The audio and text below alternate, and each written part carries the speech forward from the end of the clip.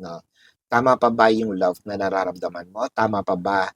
Kasi kung meron ng mga either sitwasyon, tao na naaapakan, I think that you have to look back, you have to um, consider, no?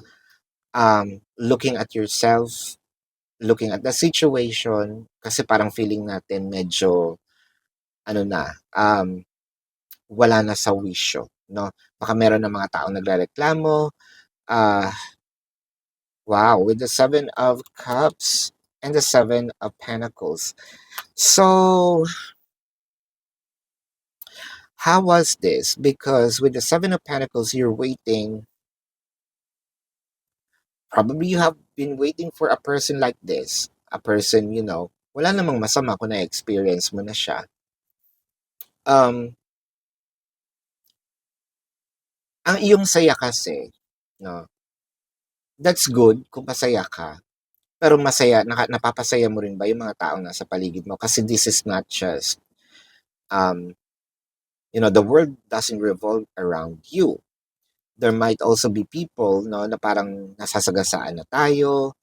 Um, I think that we need to do something, at least reach out. If you can explain, then explain. But it felt like you are being misunderstood with the Knight of Cups and the Death card. So, may bawi naman. So, I feel like this is more of in time, marirealize mo rin. So, I think that this is just part of the journey, no? Of this situation. But with the Emperor, wag naman sanang dumating with the Four of Swords. I feel like, may isa dito biglang tatama rin because of, alam mo yun, kasi kapag sobra yung trabaho mo, maganda siya sa una, di ba? Um, Sabihin natin, when it comes to work, literally, overtime, no? Extended ng time, pumapasok ng day off, no? Ah, maganda siya kasi malaki yung pumapasok na pera.